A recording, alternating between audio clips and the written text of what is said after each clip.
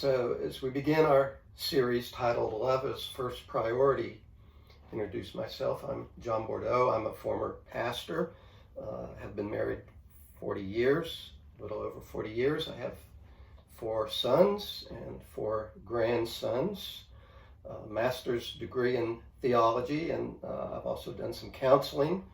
And I've really spent the last 30 years sort of processing and researching and attempting to put into practice the concepts that are going to be developed in this series, possibly about a 10-part series. So I'm going to discuss this topic for about 20 minutes, and then we're going to follow up that with a discussion with a friend of mine, also a former pastor and theologian, and a gentleman who's been on this spiritual journey with me. So let's begin. Our topic is love is first priority, and we're specifically looking into the Judeo-Christian sense of unconditional love or agape love. Agape being the Greek word for love, the New Testament being written primarily in Greek, and we are proposing that agape love, this Christian love, is to be our first priority in life. And we're suggesting that agape love is the critical element for a life well lived. And specifically for the Christian community, I would like to state that without agape love permeating all that we do, all of our effort, we are really just chasing the wind. So agape love is really that sweet spot in the universe, and we're all looking for it. It's this place of magnificent beauty and profound tranquility. We have this inner longing for it. It's like a thirst we can't quench. The ancient Hebrew scriptures, the Greek philosophers, the romantics, singer-songwriters all wax eloquent on finding meaning and purpose in life. Or stated another way, where is that sweet spot in the universe? And how we answer that question determines our choices, and a lack of clarity on the answer is going to result in a confused series of life decisions, a kind of stumbling toward a hoped-for objective. And we're all going to make wrong turns along the path. It's inevitable, but without a fixed point in the universe, we're destined to wander off course, and sometimes into very dangerous waters. And so an effective navigation system is important, critical. Offshore sailing offers a parallel in terms of finding your way. A number of years back, I was on a 44-foot catamaran. We were taking it, I was helping the owners deliver it from U.S. Virgin Islands to Miami. We were in the northern part of the Caribbean, north of Hispaniola. We were north of the Mona Passage. We were 180 miles out, of course, headed west toward Miami. Far offshore, the nearest land was nearly 100 miles south of us, and our global positioning system went down. So we were on this course for the 3-day passage for the Turks and Caicos. We were going to be going through the night. I'd been invited along to provide navigation expertise for the group. And so it's a $500,000 boat. And I'd done the 0300 to 0600 watch and was in my cabin about 10 a.m. And the owner broke into my cabin, Craig, and he says, John, have you got a handheld? And meaning a GPS. And I said, well, no, I thought you had one, which would have been a backup system. He says, well, it was in the Pelican case and I haven't used it for a long time.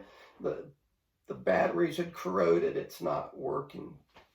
So I climbed out of the rack and I took a few steps up to the helm station and nav station, and sure enough, the plotter, we call it, the screen that has the maps and everything, the GPS was blank.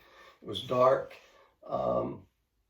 So I went over to the chart table, and I'd been charting our course on paper charts, on paper maps, and had been keeping a log book, and I explained that 0600 that morning, before I'd gone into my rack, I'd plotted our course and I'd drawn a pencil rum line for the Turks and Caicos, and our course hadn't changed in the last 4 hours. We were doing 7 knots. We were motor sailing, so we knew our speed.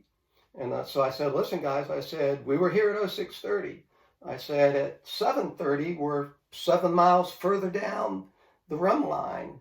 And the next hour, we're another 7 miles. And the third hour, and at 10:30, we're 7 times 4 is 28. We're 28 miles down this rum line. We can measure we're here. We're pretty close to this location. And I said, furthermore, at midnight, if we need to, we can shoot the North Star and fix our position and get a fixed point in the universe. And so the owner and the other crew members said, yeah, we can do this. We can do this. Make it so. And we did. So I've long believed that agape love is really the philosophical and the spiritual North Star for life, for Christians, because at the very heart of the universe is romance and is God.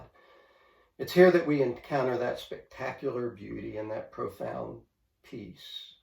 The Apostle John, a follower of Jesus, said in 1 John 4:16, he says, God is love. It's that Greek word agape. And whoever lives in love lives in God, and God in him. Whoever lives in love, that's pretty good. Challenge for this series is, how do you do that? But whoever lives in love lives in God, and God in him. So love is the very essence of deity. It states that God is love. And so it's really life's highest priority. Jesus, when asked, what is life's highest priority? What is the North Star? What are we to navigate? What is the greatest commandment? He says, it's to love the Lord your God with all your heart and all your soul and all your strength. And he says, this is the foremost. Isn't that what we're talking about? This is the priority. This is the foremost commandment. But the second is like it, to love your neighbor as yourself.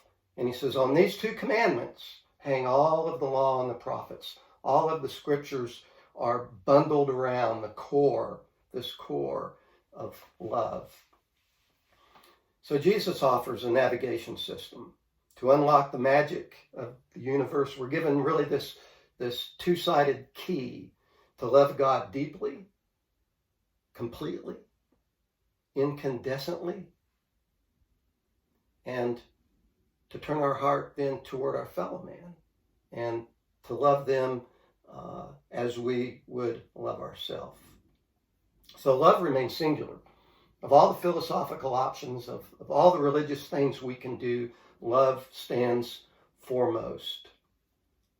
So the concept seems simple, but the application nearly impossible. And why is this? Why do people almost universally fail at this? Do we gloss over love of God as an antiquated concept, or love of our fellow man as sentimental? Are we just too busy to give the idea its due respect? I suppose we believe we know how to do it. We believe, hey, practicing love, it's intuitive. But the reality is, having looked at this situation for 40 years, it's counterintuitive. Learning to love and to apply the practice of love is often counterintuitive, even to the way that we feel in the moment. So when we think, hey, we've got this, we probably don't. It's like saying, hey, I can swim, but never having done it. It's like, that looks easy. But swimming's not intuitive. You need somebody to get in the water with you and, hold your stomach, and while you flail your arms and kick your legs, and someone to help you learn how to do it. how to practice that. Because if a non-swimmer falls into deep water, he usually drowns. And agape love is deep water. So over the past 40 years, I've attended a lot of churches, and I've seen a lot of robust efforts to teach us. I haven't seen a lot of robust efforts on how to teach us how to practice agape love. I've been taught how to teach. I've been taught how to preach, how to do Bible studies, how to share my faith, how to defend my faith, how to give to the less fortunate and follow the leadership of the church. I did once attend a church where the worship pastor had us, as part of the worship service, begin to memorize 1 Corinthians 13, the love chapter of the Bible. And that's really when I began trying to think through what this means and how can this become a priority in my life. Interesting, the worship pastor left the church when the church leaders excommunicated a woman for divorcing her husband, and the effect of that process had a chilling effect on the congregation, and a lot of folks left because agape love draws you in, and the lack of it repels.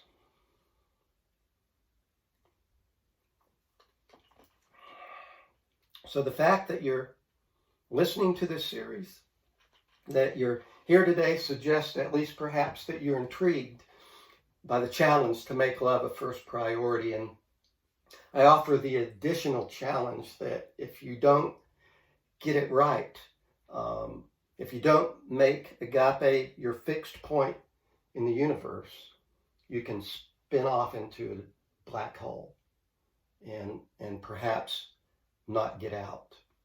So we need to get this right. Jesus claimed in John chapter 10, verse 10, he said, "The thief comes only to steal and kill and destroy, but I have come that they might have life and learn to live it well."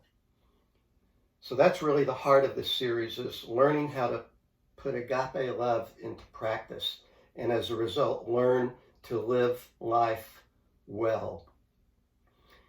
So Jesus gives us this key at the heart of the universe, this two-part key.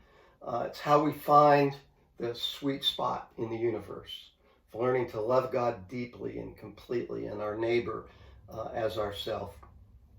So we're going to look at 3 mandates quickly, and just to demonstrate that I'm not making this stuff up. First, we're going to look at the Old Testament mandate that makes love a priority. Then we're going to look at Jesus, what Jesus says about it, the Jesus mandate, and then the apostolic mandate.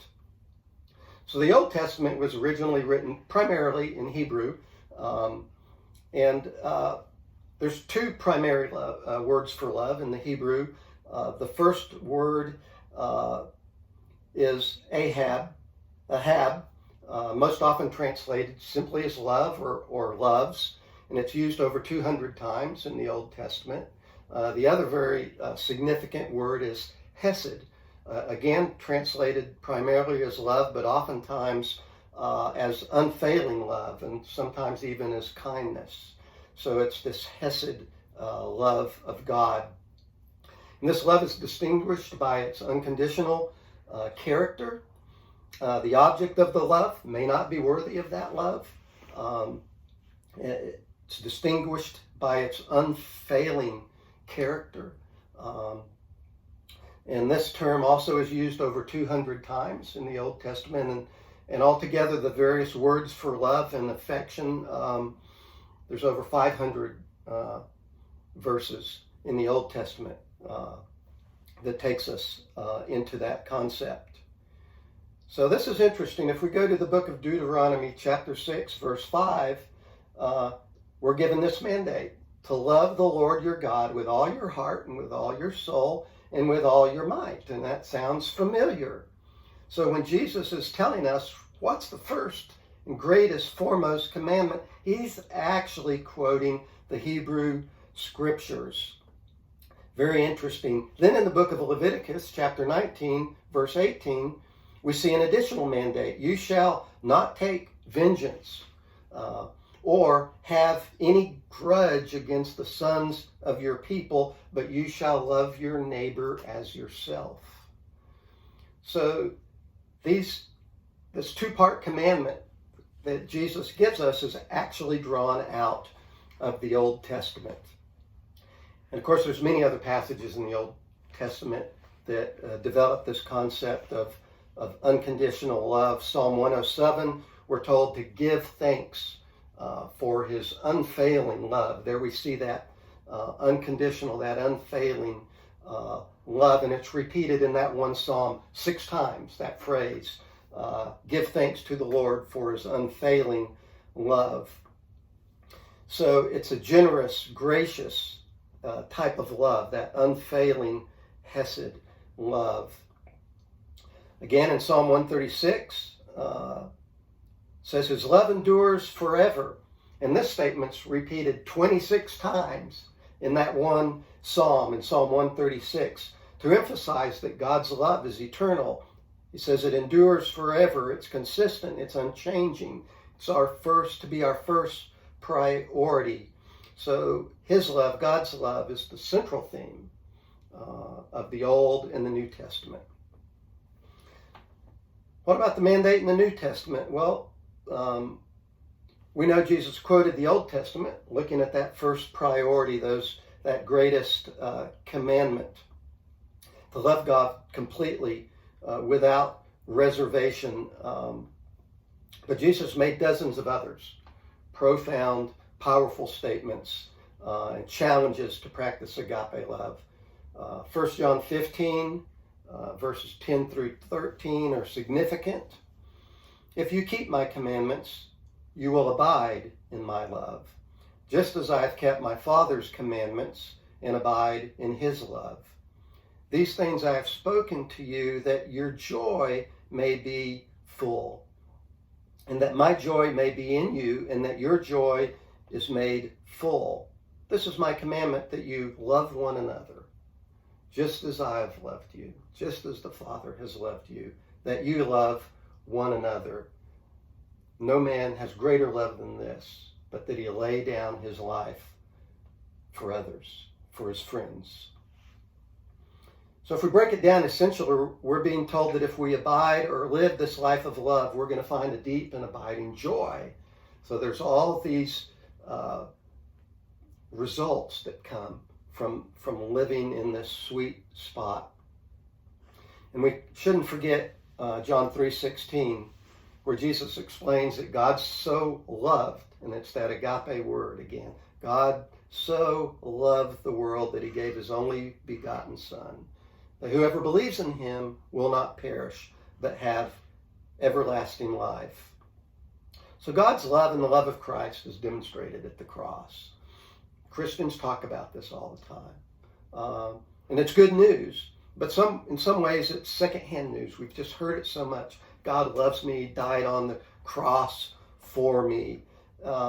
Perhaps we've heard it so many times that it no longer really cuts as deep as it should into our thinking or into our psyche. In Romans 5:8, it says that God demonstrates his own love toward us, and that while we were yet sinners, Christ died for us. So the third mandate is apostolic mandate. The teaching and writings of the apostles concerning the priority of love. There's a truckload of these. We're just going to look at a few as we wrap up this session, but perhaps the most significant is where the Apostle John says, in 1 John 4:19, he says, we love because he first loved us. We love because he first loved us. So the epistemological basis for our belief that the practice of love is to be central, that the practice of love is the example that we have in the divine. We love because he first loved us. His loving kindness toward mankind, his grace, his love, it's not conditioned on our merit. So this is the basis and justification for us to make love as our first priority in life. We love because he first loved us. So if I wrap it up, we have extensive, comprehensive biblical mandates to make love our first priority. And there's little disagreement, perhaps, on this among Christians. Almost all would nod their head and say, yeah, I'm with you. Unfortunately, 40 years of experience informs me that for many, that's about as far as it goes. It's like agreeing, that, hey, I need to swim. If I'm going to water ski, if I'm going to scuba dive, if I'm going to surf, I need to swim. Everybody agrees with that. So the foundational issue we want to cover in this series is, how do we do it? How do we do it? We may all agree on its importance, even on its priority. I think the thing that's hidden in plain sight is, what does the Bible say about it? What is the definition? How do we execute this thing called love? Forrest Gump, in the movie of the same name, is a mentally challenged individual who somehow manages to impact powerfully the course of world events and the lives of all of those that he touched. Speaking to Jenny, the love of his life, who had repeatedly rejected him and dismissed him as a lover, Forrest says, Jenny, I know what love is. And we believe him because we've watched him live life so well and to love others in spite of his disability. And the scene impresses us because we get that loving with deep impact can be accomplished by anyone. Doesn't take a PhD, but we have to know what love is. So as we move toward our next session 2, we're going to look at 1 Corinthians 13, where the Apostle Paul begins to break down actually what love looks like, its shape, its content, its character, its virtue. So in this next session, we're going to learn some principles for swimming in the deep water of love.